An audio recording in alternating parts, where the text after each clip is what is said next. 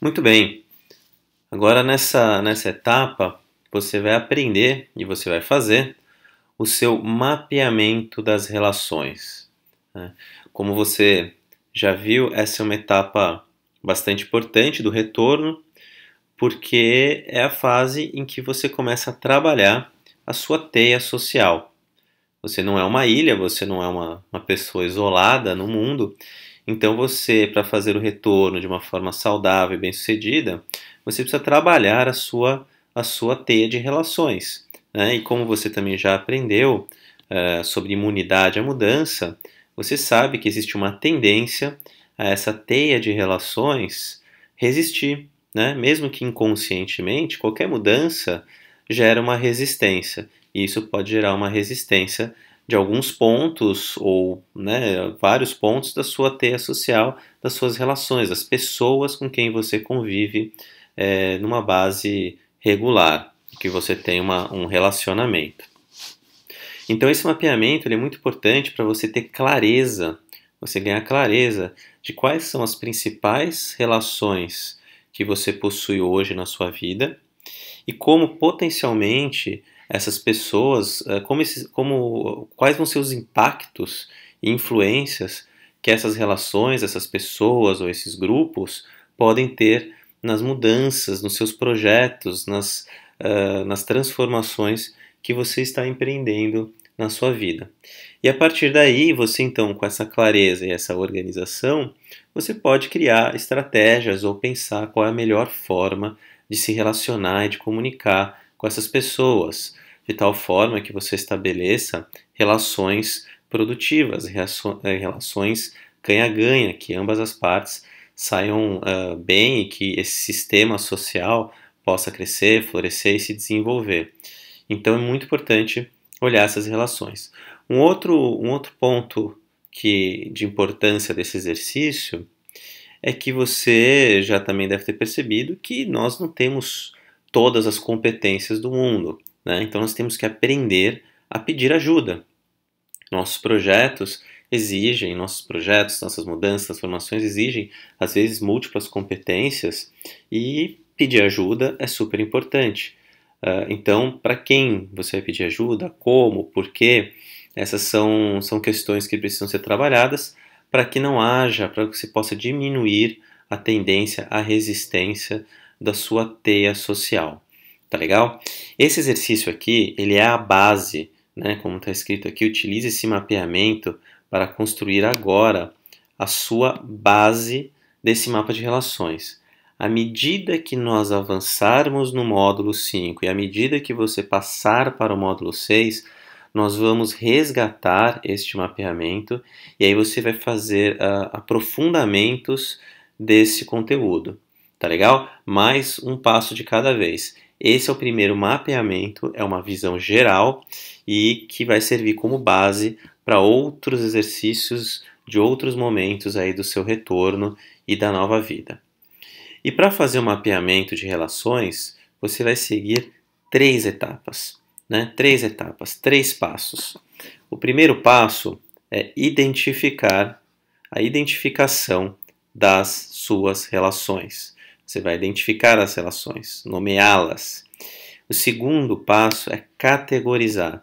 Uma teia social ela pode ser bastante confusa, né? Às vezes como a gente faz parte dessa teia, pode ser uma coisa que não fique tão clara. Então a gente vai organizar, você vai aprender a organizar essas relações. E o terceiro é fazer o mapeamento das relações. Tá legal? Então vamos para o passo 1. O primeiro passo é identificar as relações. Então é de fato listar, né, quais são pessoas ou grupos. Por exemplo, pessoas pode ser o Antônio. O Antônio é meu marido, então ele é uma pessoa. Ou pode ser um grupo, caso você queira deixar uma análise mais genérica. Podem ser, por exemplo, os meus colegas de trabalho, né? Então estou generalizando através de um grupo. Quanto mais específico, mais poderoso acaba sendo esse exercício, tá? Mas às vezes facilita, é uma questão de bom senso, você sente o que é melhor, se você quer deixar pessoa a pessoa, ou se em alguns casos você pode generalizar para grupos, tá legal? Então você vai listar essas pessoas e grupos que têm impacto e influência na sua vida e que podem, positivo ou negativamente, ser afetados pelas mudanças que você está empreendendo na sua vida. Tá legal? E podem afetar diretamente ou indiretamente. Então, nessa identificação, você vai colocar aqui, nessa coluna aqui, qual é a relação, o nome dessa relação. Então, é o Antônio, é a Maria, é a Ana, são os meus colegas de trabalho, é o meu time de futebol que eu jogo todo sábado, e por aí vai. Tá legal? Feito isso, você vai categorizar estas relações. Categorizar. E nós criamos algumas categorias. É como se fosse rotular essas pessoas de acordo com o que você sente que essa sua transformação, essas mudanças que você está buscando na vida podem impactar, influenciar essas pessoas. Então você vai ter um grupo de pessoas categorizadas como beneficiários, ou seja, pessoas que vão ter um impacto positivo direto se as mudanças que você está empreendendo derem certo. Né? Então, por exemplo, falei do Antônio, né, que é o marido. Bom, o Antônio ele pode ser um beneficiário, né? Se eu me tornar uma pessoa mais ativa, mais feliz, o Antônio com certeza vai se beneficiar disso, ele convive comigo o tempo inteiro. Né? Uma outra categoria são apoiadores, pessoas ou grupos que podem apoiar direto ou indiretamente minhas mudanças de vida através de ganhos indiretos ou porque compartilham dos mesmos valores. Então, são aquelas pessoas que acreditam no que você acredita, né? Por exemplo, apoiadores, os membros do grupo do programa Crie Seu Caminho podem ser seus apoiadores, eles compartilham os mesmos valores, né? Mesmo que eles não se beneficiem diretamente disso, tá? Ou eles podem ter ganhos indiretos, né? Ganhos indiretos, algum reflexo que vai trazer, por exemplo, uma satisfação pessoal, é um ganho indireto. Eu gostei de ter ajudado essa pessoa nesse caminho de transformação, isso me dá satisfação. Então eu, por exemplo, Bruno, vou ter um ganho indireto caso as suas transformações e mudanças sejam bem-sucedidas. Então eu, Bruno, poderia ser considerado um apoiador da sua transformação. Oponentes são pessoas que se opõem às mudanças de vida por razões de impactos negativos reais ou percebidos. São pessoas que podem resistir, que podem ter medo. Por exemplo, vamos voltar para o Antônio.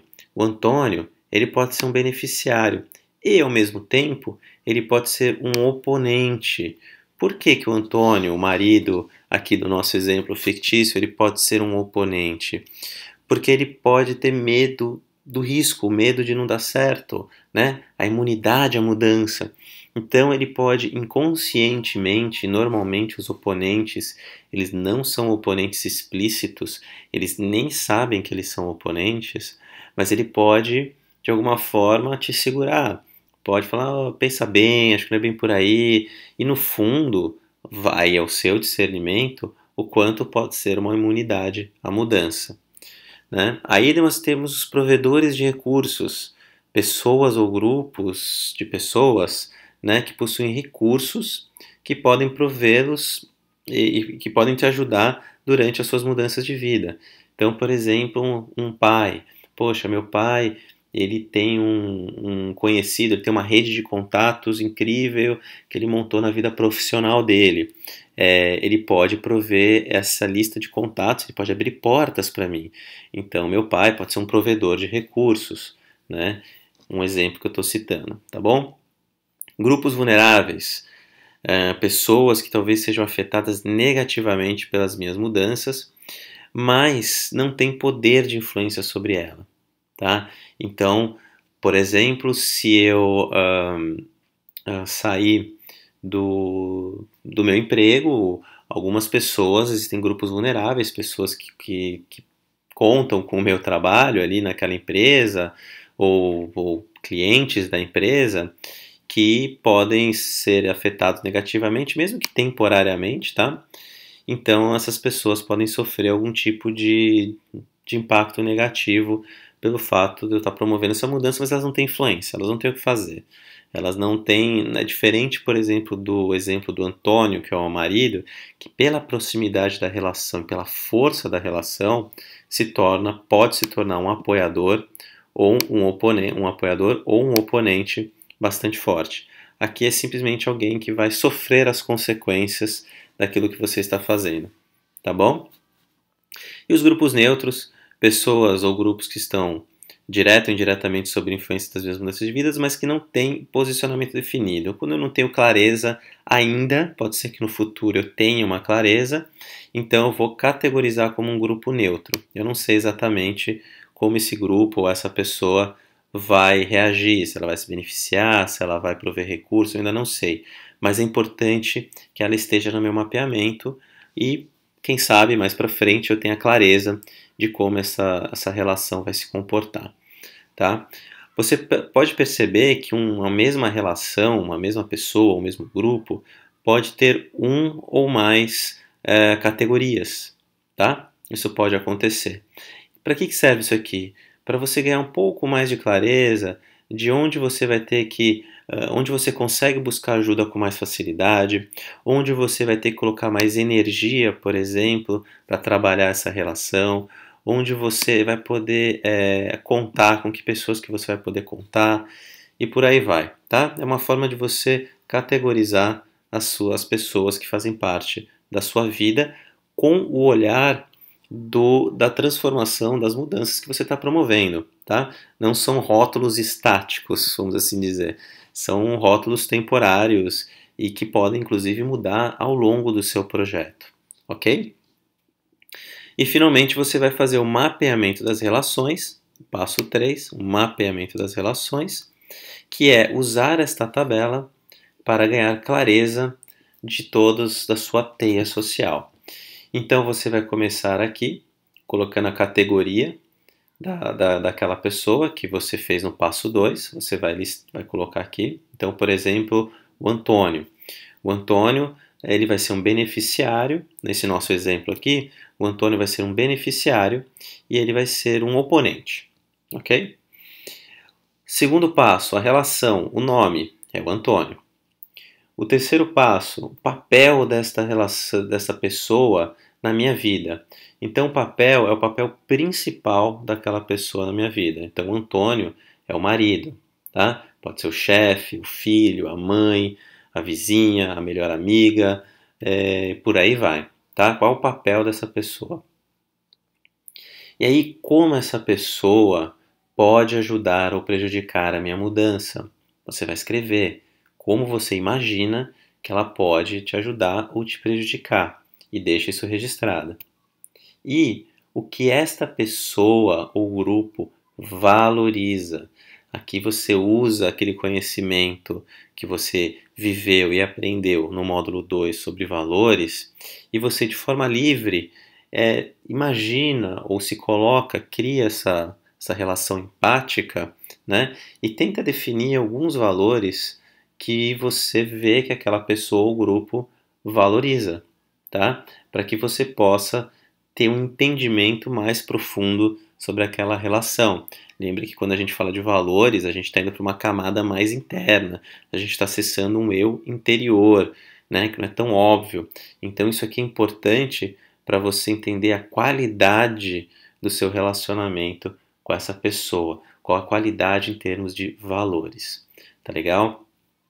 Na plataforma de membros, você vai conseguir encontrar outras folhas extras, caso essa tabelinha seja muito pequena, a gente vai deixar lá outras tabelas de mapeamento de relações para que você possa usar, tá bom? Porque talvez essa daqui não seja suficiente para a quantidade de relações que você quer mapear. Qual o tamanho ideal para isso? É o tamanho do seu conforto, né? Uma quantidade de relações que você mapeia que você se sente confortável em seguir em frente e fala, eu tenho uma boa base, minha teia social está bem mapeada. Quando você sentir esse conforto, esse discernimento, esse bom senso, você segue em frente. E finalmente, perguntas para você refletir, tá? E aqui nós temos 3 perguntas principais. Quando você olha a sua tabela completa aqui de relações que você montou, quais são os padrões que você vê ao analisar esse grupo de relações? Existe algum padrão, alguma coisa que salta aos olhos, né? Olhe para eles como um todo. Que insights que você tem olhando essas perspectivas? Quais são as sacadas que você tem? Por exemplo, putz, eu tenho uma percepção que eu tenho muito mais apoiadores do que eu imaginava, ou eu vou sofrer mais resistências, ou eu tenho muito mais recursos do que eu achei, ou enfim, você vai olhar como um todo e vai ter insights sobre o que você aprendeu com esse exercício e como você vai poder depois utilizar isso da melhor forma. Pergunta número 2. Quem são as pessoas ou grupos com os quais você sente alinhamento de valores?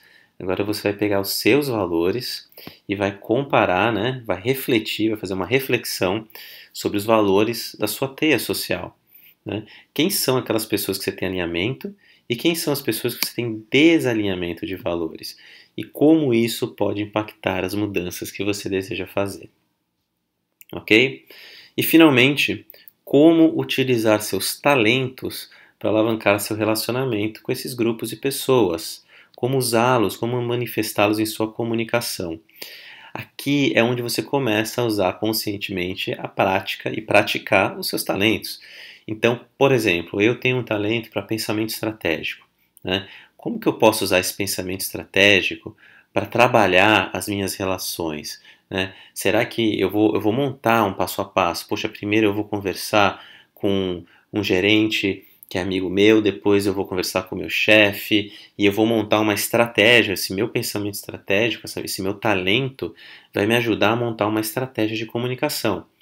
Uma pessoa que tem um talento de comunicador, bom, esse é um talento que ele vai marcar muito cafezinho, vai marcar muita conversa para comunicar, para falar com essas pessoas. Ele tem esse talento, senta com as pessoas e começa a comunicar.